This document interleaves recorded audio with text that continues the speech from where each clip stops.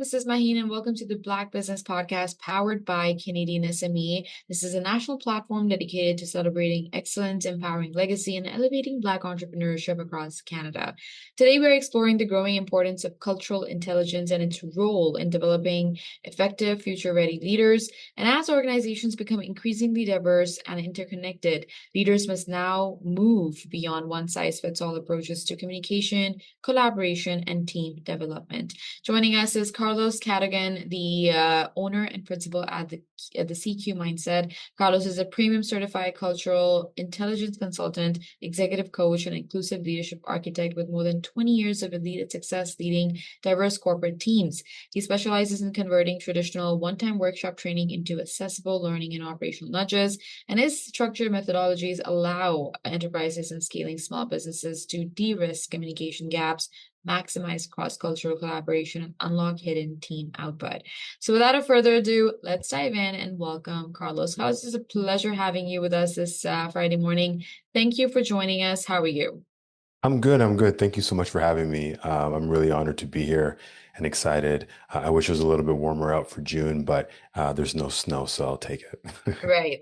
Yeah, Thank you exactly. so much Oh, for that overview. yeah. Now, Carlos, let's begin our conversation by understanding how do we really resolve deep communication and psychological safety fault lines? Because the modern work employee retention data, it shows that workplace relationships they're becoming incredibly complex, leaving thousands and thousands of frontline workers feeling completely disconnected, Mhm.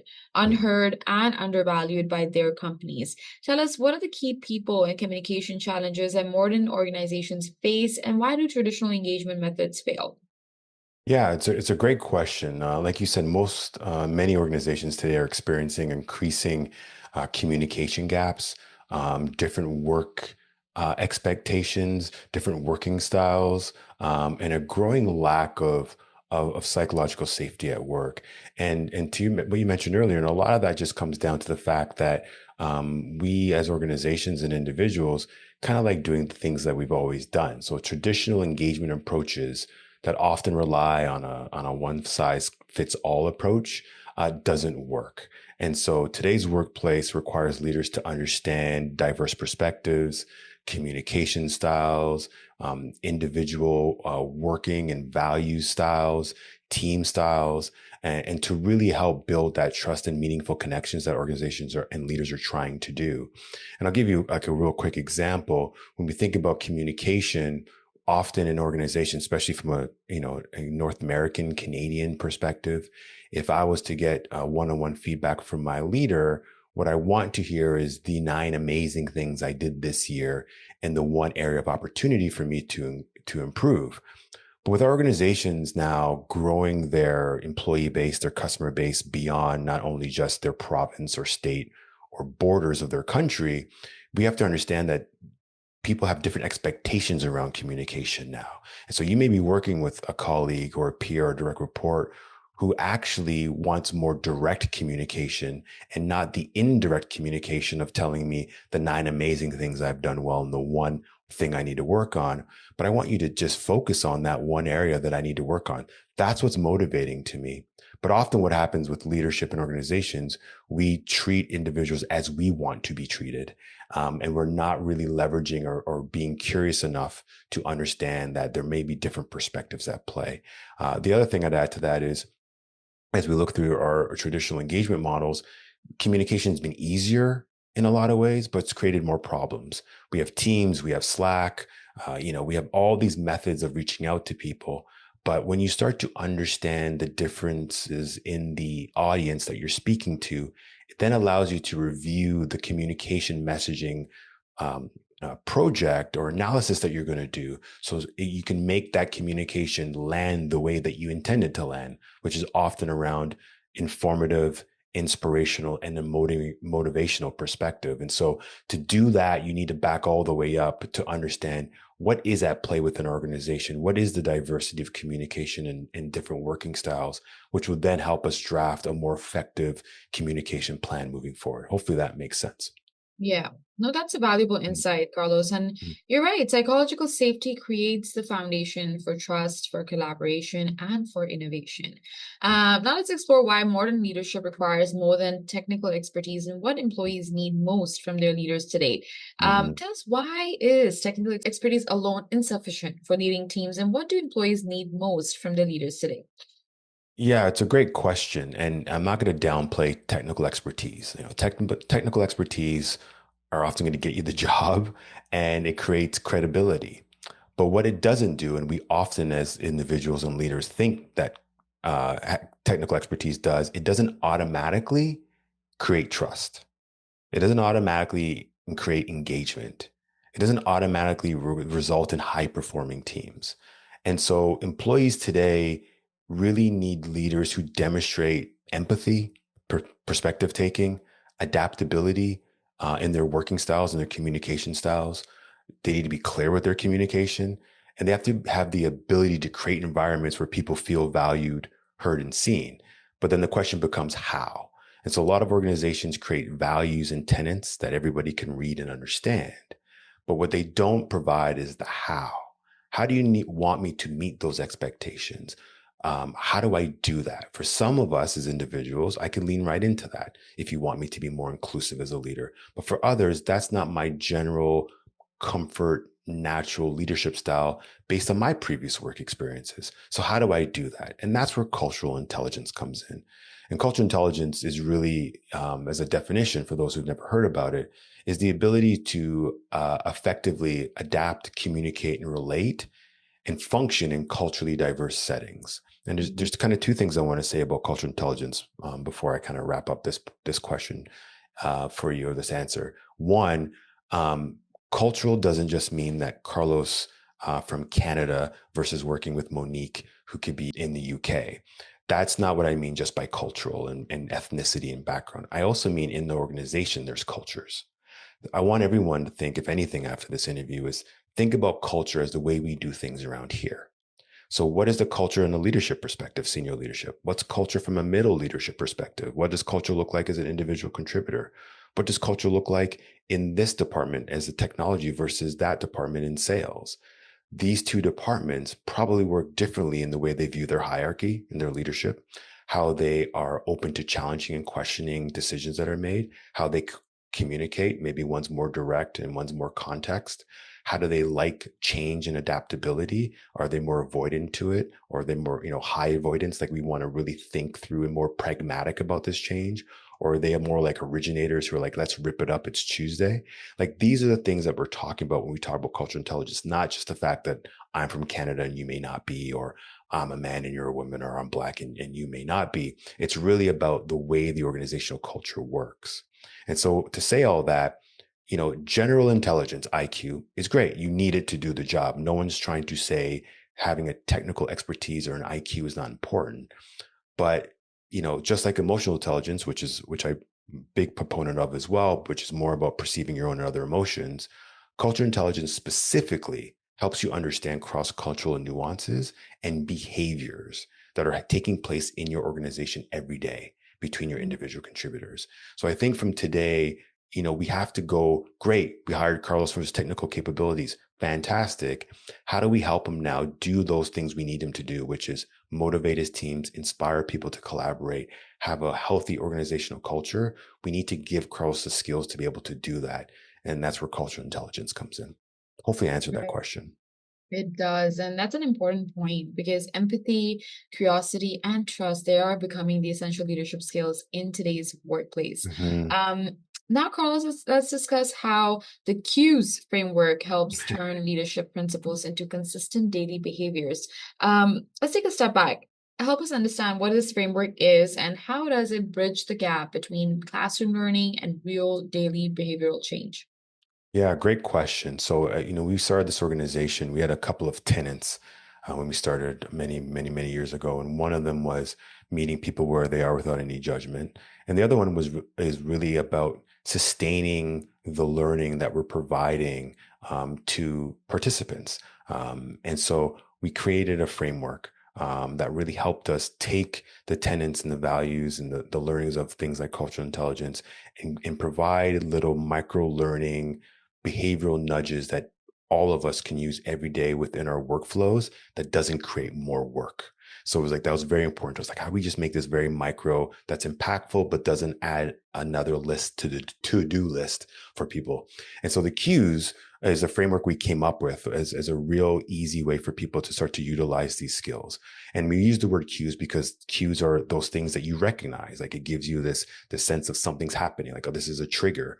And so cues was a great word for us to use. And the acronym really stands for C is consider. How do we take what's happening in front of us, whether it's an individual conversation, team dynamics problem, organizational structure problem? How do we pause and reflect to see what is actually happening in our organization and reflect about what we've been doing up until this point?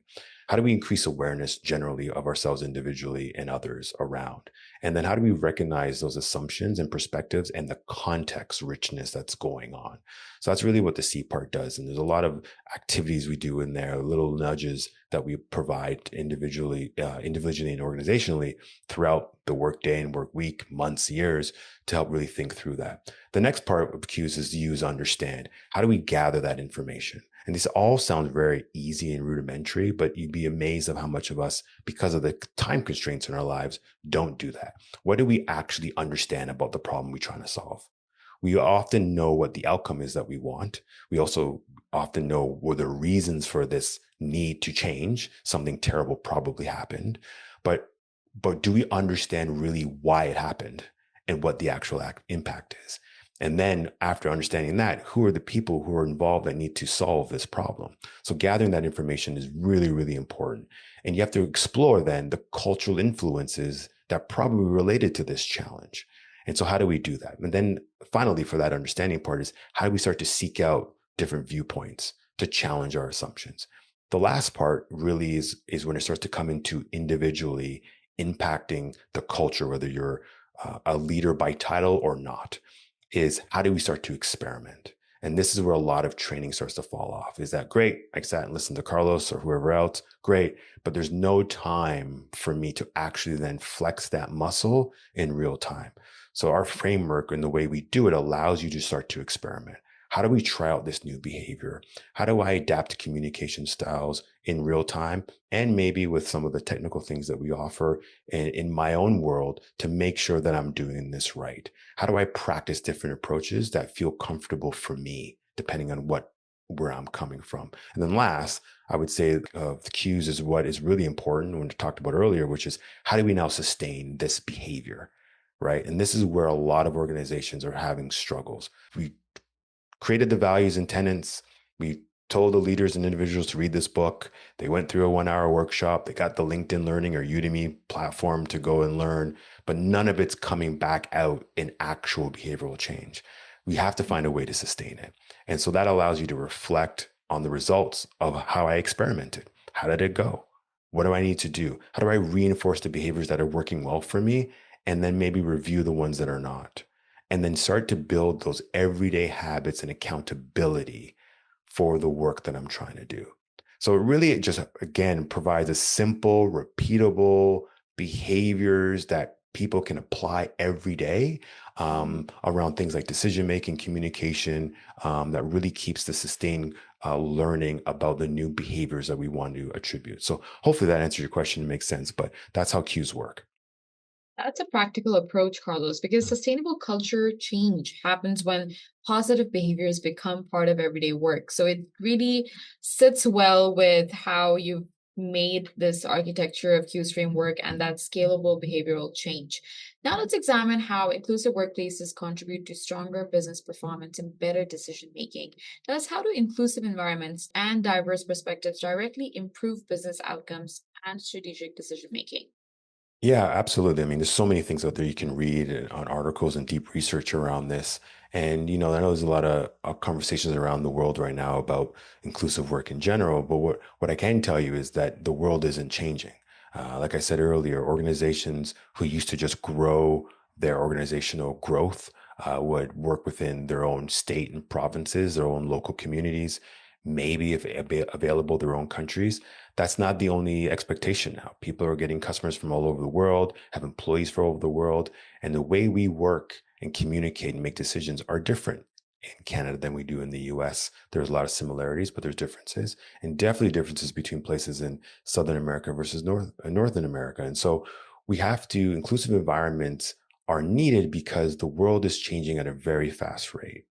And we are now working with collaboratively or selling to or partnering with customers who don't look like ourselves, who don't work and think through the same things like we do. And so you have to be able to be nimble and adapt to different perspectives. And to do that, you need to really have environments that are inclusive. Because what those things do, those environments do, is that they drive different perspectives. It changes the language from being, we've already tried that before, it didn't work, to why, how did we try that before and why didn't it work? So we can try and do it again and not repeat the same mistakes.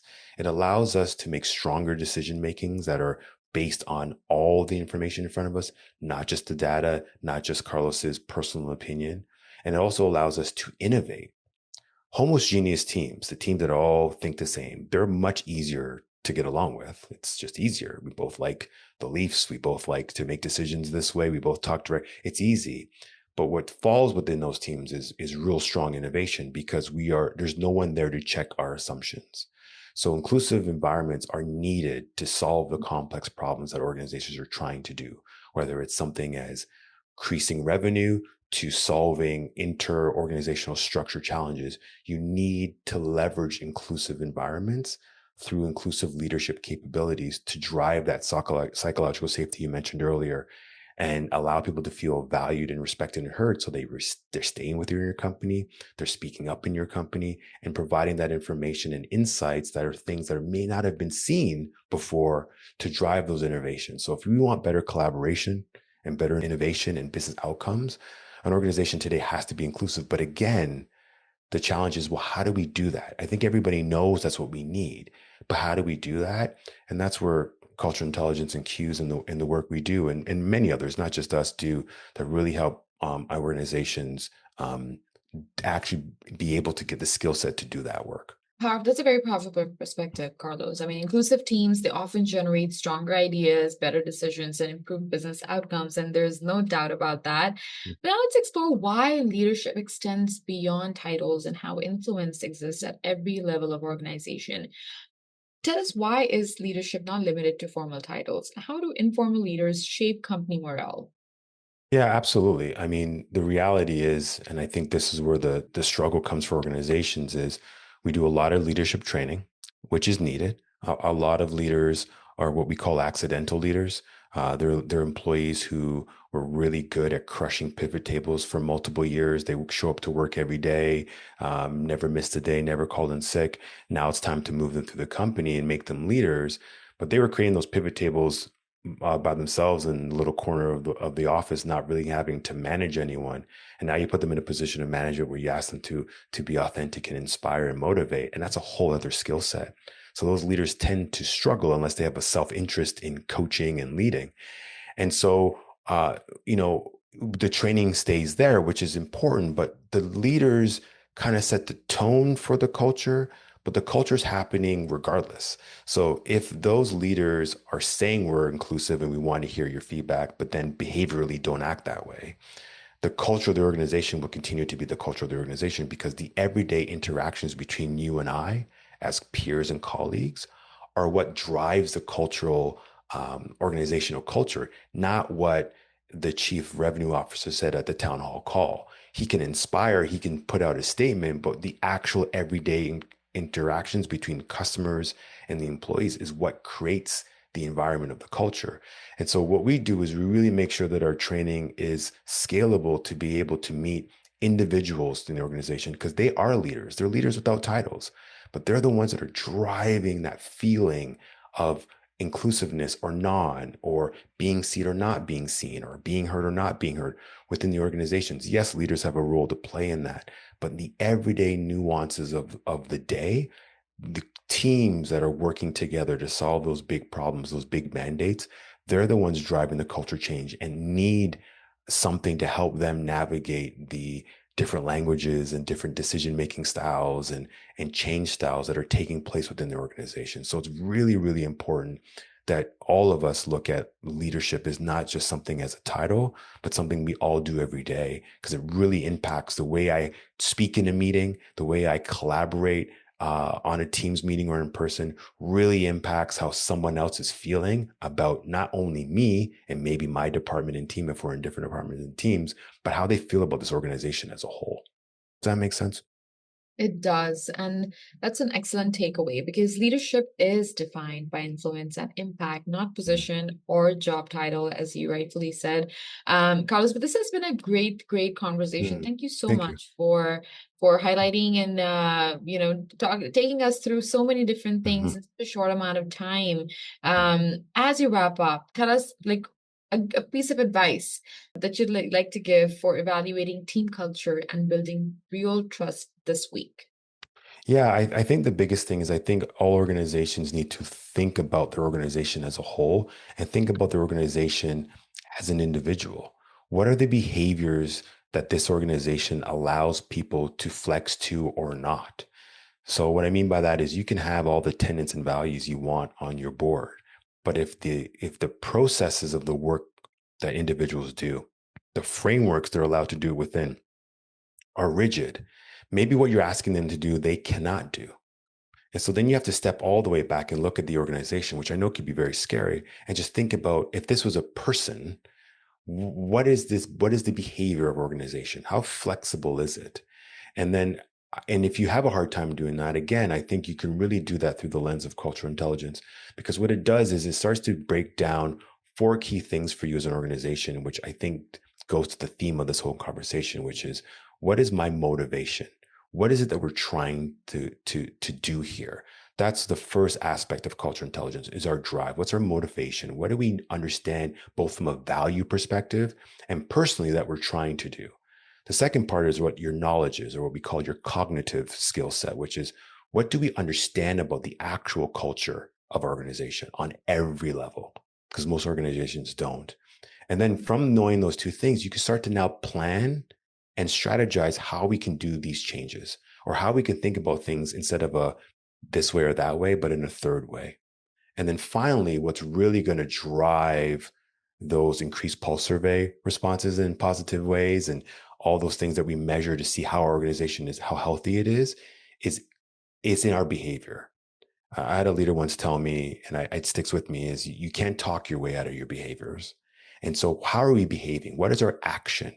What are we actually physically doing every day that's going back to those values and tenets? And again, if our organizational structure doesn't allow us to do that, use cultural intelligence, partner with me or someone like us to really go and see through what does it all look like? What is it where is it that you want to be and where are you now? And then let's work through that process together. That is an exceptional reminder, actually, that true leadership is never about your title or position, but about your daily influence and how well you help others feel seen and understood. Thank you so much for today, Carlos, and for sharing such great expertise and your insights. Really, thank you for your time. Oh, thank you so much. This was a lot of fun and I hope you have a great day. Thanks everyone for having me. This is awesome. Thank you. And listeners, that was Carlos Cadogan from the CQ Mindset, a masterclass in moving past superficial company workshops to build scalable behavioral intelligence, deploying the Qs framework to eliminate daily communication friction, and understanding how ongoing cultural intelligence workflows are protecting Canadian business margins in 2026. Thank you for being part of the podcast powered by Canadian SME. Your support really helps advance visibility, equity, and opportunity for Black entrepreneurs across Canada. Please stay connected, stay inspired, and continue building legacy in motion. Until next time.